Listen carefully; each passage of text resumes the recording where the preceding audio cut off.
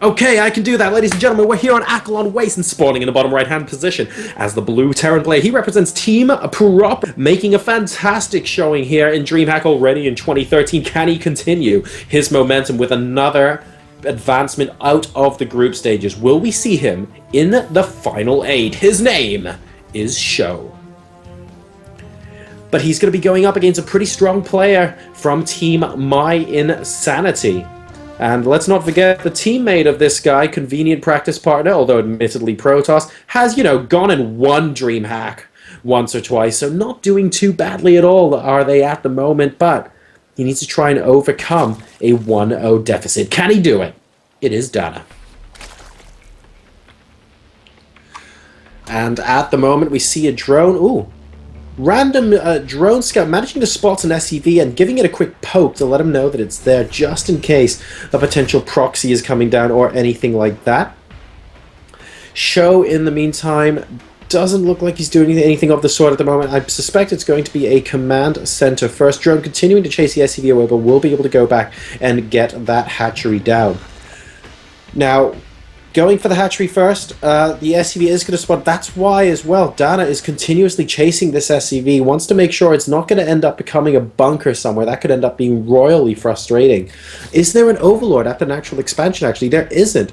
So for all he knows, a bunker could end up going down here, and he sees the SCV there. He has to be getting slightly worried. Yeah, there we go. A drone being immediately sent out just in case we do see some shenanigans. But the other scout has spotted the command center's gone down, so he's going to feel an awful lot safer now that that's occurred. And of course, once you are feeling a bit safer, JoRoSaR, as I miraculously back appear, you can go for a big drone wave, and that really is what we should be seeing now, is just a couple more drones on their way through. Seeing this additional barracks as well at the natural base is just adding to that security and safety that DaNa no doubt is very pleased to be experiencing right now. It is indeed. We see the drone continuing, trying to hunt this down. The Boba Fett drone desperately wanting to get an SCV kill to its name. Delaying the barracks for quite some time, it has to be said. Now, finally, we get the barracks continuing to go down. It must have been delayed for something like 20-25 in-game seconds there, actually. It's a small delay, but it's not going to make a huge amount of difference at the moment. I'd say both players probably in a pretty similar spot, actually. Just wanting to macro it up, try and get into a more comfortable mid-game position, but DaNa needs to find a way to really have a better mid-game than game one, because nothing terrible happened to DaNa early game in game number 1, but still was just up against Sjow, who was just really solid. And for those of you wondering why that might even be vaguely important, it's not that I think an attack is coming and Sjow's going to immediately lose the game if the barracks is delayed or something like that, but if you think about it, wow. I feel like we need to say that on stream. I think that's quite important. What, the reason I disappeared? I'm going to read out this private message from Maddles.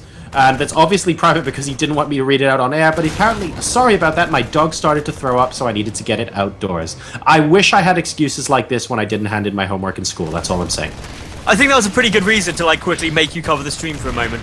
By the way, we've got Zerglings in here getting chased down by the largest swarm of SCVs I've ever seen.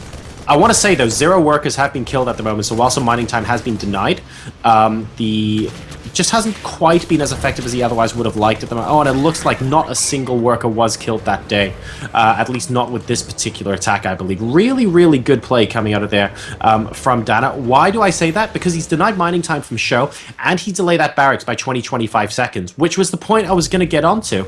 Delaying that barracks meant that he delayed the orbital command and the first mule from Sjow as well. So as far as armies are concerned, yeah, okay, didn't make a big difference, but is going to be making a little bit of a bump, a little bit of an impact on Sjow's economy. And these things just start to snowball up. If Dan is able to do it once or twice more, he could just naturally find himself in a position where he's a reasonable amount ahead. Now, what do you do if you are Sjow in this situation? Well, he's just really quite comfortably chucking down some stuff. Because he didn't lose anything, he's still in an okay position. But what he needs to think is, what is going to be his mid-game plan? He is, once more, going for that starport nice and early, so it could be some drop play. It could also be the Hellions poking, followed up by the drop play we saw in game number 1. And arguably, why wouldn't he go for that? Because it worked so well and got him that win. Well, he needs to be a little bit careful if he went for that, to be perfectly honest, because at the end of the day, he has been delayed a little bit. If we take a look at the 7-minute 30-second mark, he's only now just starting to make his first medevac. Things have been delayed very, very slightly here, and I think that compared to game number 1, DaNa's going to have an easier time holding this up. A lot of creep tumors going down on the map as well. The third base coming up from him now. We see 2 evolution chambers coming up this time, rather than the Roach Warren and Baneling Nest, though. So it's it could be interesting. The drops could end up doing damage simply because there are fewer units on the field, but it is going to hit slightly later. Now, Spore Call is coming down. This is quite an interesting choice from DaNa. What has DaNa seen that's making him think, I better make these spores? If I take a quick peek, he does know the starport's there, so could potentially be thinking there's Banshee? Or maybe it's just for the drop prevention. Yeah, of course, the Spore Crawlers conveniently do both of those things anyway. But we've got the Baneling Nest going down for him now. Just being a little bit cautious, saying, hey, you haven't actually attacked me with anything so far. I'm getting a little bit paranoid here. What's actually going on? I love that the Queens are providing cover for the Creep Tumors, by the way, doing a fantastic job. And now the Hellions see the active Creep Tumor, not going to be able to get there in time. We have a drop coming in inside the main base, but look at this, Lig's already swarming all over the medevac, and Sjow is going to get exactly 0 damage done here. Really good defense from DaNa. And this is such a step up from DaNa as well, but Hellions have managed to sneak their way in towards the third, but Speedlings chasing down these Hellions oh so quickly. The damage being done here is nowhere close to what was done in game number 1. That's right. I actually managed to pick a couple of drones off. Needs to not retreat. He's retreating with all of his Speedlings back into his main base and just allowing the Queen to defend against these Hellions. And I'm surprised about that because it basically gave Sjow a couple of extra drone kills that he wouldn't have otherwise had. But that said, number of workers killed this game on both sides combined adds up to 5 right now. So not exactly high stakes. Now, I'd say the big thing, and actually quite a huge difference compared to game number 1, is the fact that DaNa has creep spread this game. Do you know how happy that makes me? There's not even just a little bit of it. There's like a gazillion creep tumors right now, spreading all across the map, and this is giving DaNa an early warning system, able to get back into the base to get defense of those drops, which is really lacking in game number 1. Also, the Spy is able to come down. That means a better chance of shutting down drops with Mutalisks when they hit the field.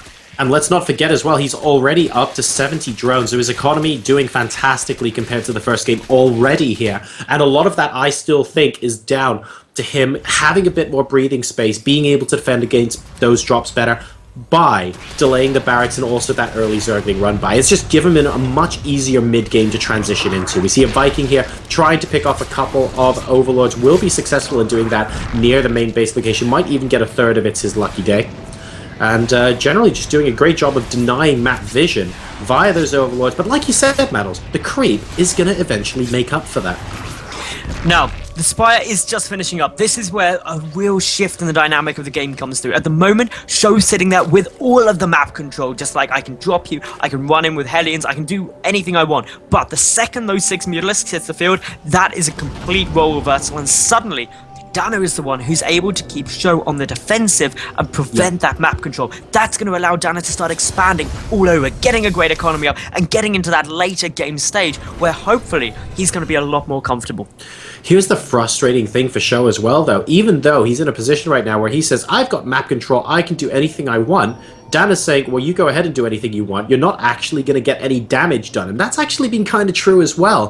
DaNa's just been allowed to go and play his own game this time around. He's taking his 4th base now. He's getting the mutas up. 16 more lings on the way. A couple of hatches. I believe a macro hatch is on the way as well. So things for DaNa actually looking all right. And he is he's partway through 2-2. So he's going to complete 2-2 significantly before Sjow does as well. Ooh, now here we go. The Mutalisks are making their way forward. They do manage to pick off, I believe that was a Viking there. And, well, even though there's a couple of Widow Mines, the Mutalisks go, be careful of the Widow Mines. Okay, they get back, that's fine. They're going in towards the main base. Are there missile turrets down, though, in that main mineral line? Yes, there are. But there's nothing protecting these add-ons apart from a handful of Marines that pop out just in the nick of time. Yeah, that's going to be enough, to be honest, at this time. You don't really want your mutas. Even, some people might be watching the stream going, well, hang on a second, Jaro. Those mutas could have taken out those Marines. There were something like 10 mutas there, and maybe about 6 Marines. And yes, that's true, but mutas are just so much more effective when they're in a massive, large swarm, if you can get something like 30 or 40 of them out, that there's no point trading them this early on, especially if at the end of the day you're going to end up getting something like a reactor for it. So I like the fact that DaNa pulled back there, continuing to get more and more units out. 2-2 is nearly complete, +1 flyer attack about to finish as well, getting the infestation bit, thinking about going up to Hive in his late game transition, and his creep spread is doing fantastically indeed. Now, if you were in Show's position, would Oh, you be good moving out God. right now? The Balix! No! The Widow Mines! Funnily enough, he just walked straight past all the Widow Mines. Interesting, but that's going to be enough to do a massive, massive dent in Show's army right now, and he cannot be happy with that. All of the Widow Mines unburrowed, walking into the army there, giving DaNa pretty much the perfect engagement. Having said that, though, the army supply is still in Show's favor, but Mutalisk coming in. This game is getting pretty intense now. This is where the fun things start happening. Mass missile turrets. Show basically just saying these Mutalisks have to stop. And at the moment, they're just doing a tremendous amount of damage, both to SCVs and to the bases. Marines trying to take them out as quickly as possible. The 2 Overseers providing good cover for the mutas, actually. One of them giving its life so that the mutas can stay. And DaNa is retaining his units very, very well. He's playing a good game. He is up to 194 supply versus 180 now. He is at 2-2 versus 1-1 for another 30 in-game seconds. He could end up trying to do something with it. Pardon me, another 45 seconds from this point as well. So he has got a little bit of a window of opportunity. +2 flyer attacks are coming. He's starting the Hive as well. And it looks like he's not going to make use of that right this second, but Show very much on the defensive. Okay, so this is now a very interesting situation because Hive is not quite done yet for DaNa, but he's still slightly ahead in terms of the army supply. He's got to keep this harassment up in order to try and just be a little bit more frustrating and prevent Show moving out in order to get that Hive tech that will be essential to trying to make sure that he can win the game in the late stages. He's probably going to go into Ultras. That's because of the upgrades he's got at the moment. And once he gets those, I'd love to see Pathogen Glands as well, and just a couple of Infestors on the field. Yeah, that would be great. Making sure, of course, he gets those adrenal glands as well. I'd love to see those. Very easy to forget them as a Zerg player. Just grab that sneaky little upgrade.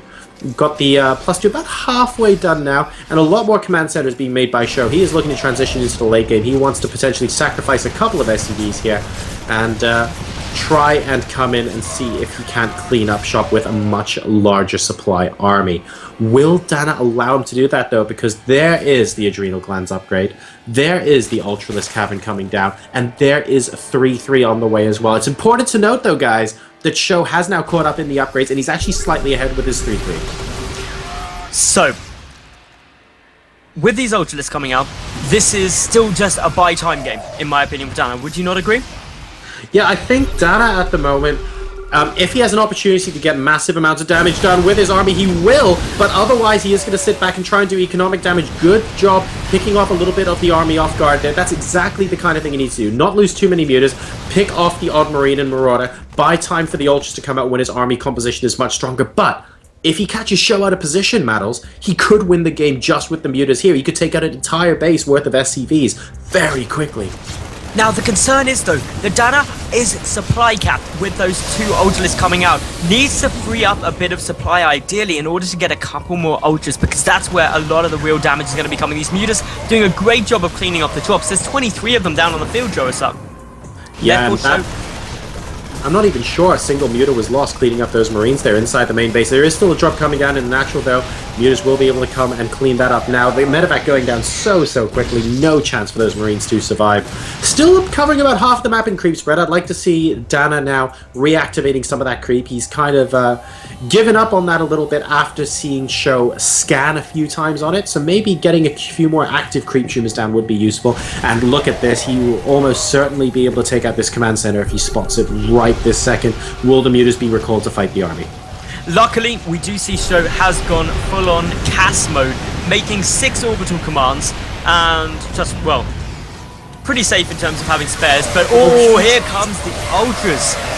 No mutas with this army, so the medevacs are going to be completely untroubled here. A lot of banelings coming in. Is it going to be enough? They're only the 2 ultralists, to be honest, and the banelings aren't providing enough support. Ideally, we need the mutas here with it as well. And here come the mutas. Now, if the mutas take out this army, it's important to preserve the medevacs. There we go. That's why Sjow is boosting them away. If the medevacs were lost, that is actually a massive blow.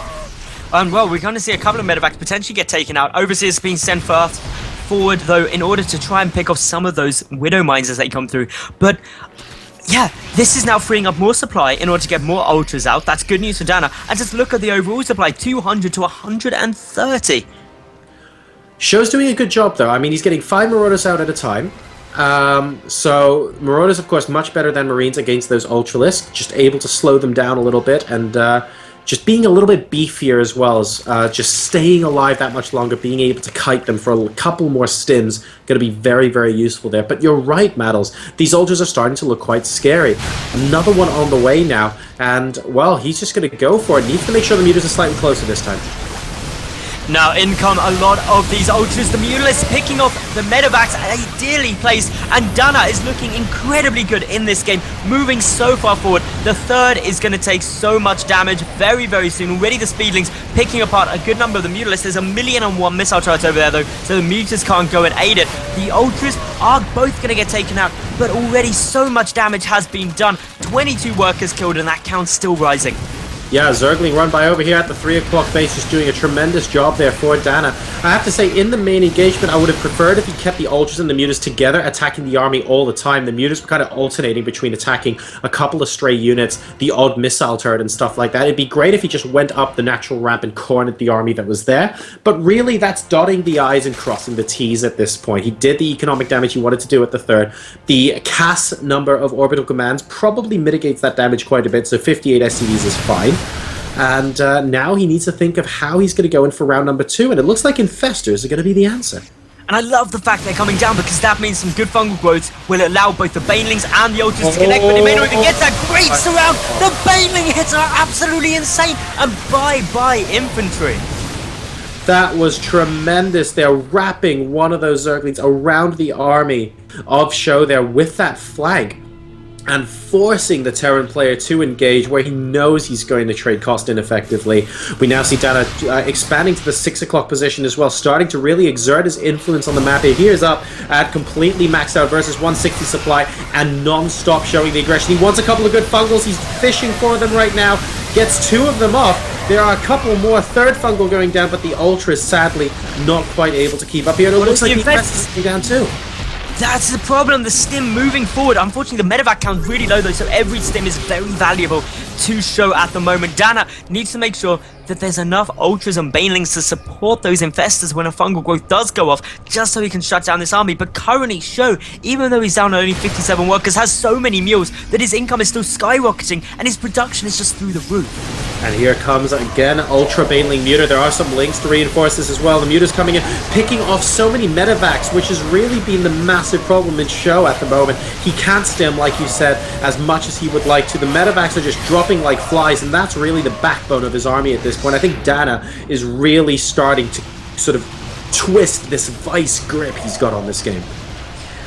It's so intense. Literally everything that's going on at the moment is pretty crazy. SCV's even getting pulled, command center's getting taken out, but I think DaNa just has the edge. One good fungal could make all the difference. Is it going to go down? The infestors there, but neither with enough energy. The ultralists and mutalists though pushing forward, dealing as much damage as possible, and I think with this push, is DaNa going to be able to break it? It's looking fairly good.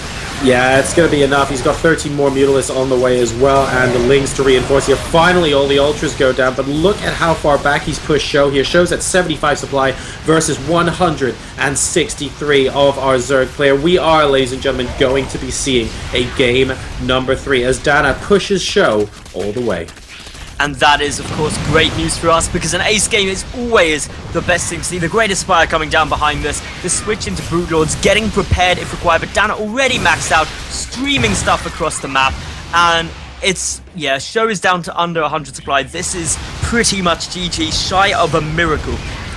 76 Zerglings coming in now, just as the final nail in the coffin, streaming in. Not going to matter if there's a Widow Mine there. Might be able to get a decent hit off, but you know what? Not even that great, and it's not going to matter at this point because Sjow, unfortunately, is going to be bowing out of this game number 2. It does mean, though, that this match is going to go the full distance as DaNa now starts to close out. Yeah, this is pretty much unwinnable now for Sjow, so we're just waiting for him to GG out. Just taking a little time, just to think, relax, go, okay, what could have happened differently? What is this army composition? Prepare himself for that ace game. It's always good to take a little bit of a moment to compose yourself before you send that GG down. So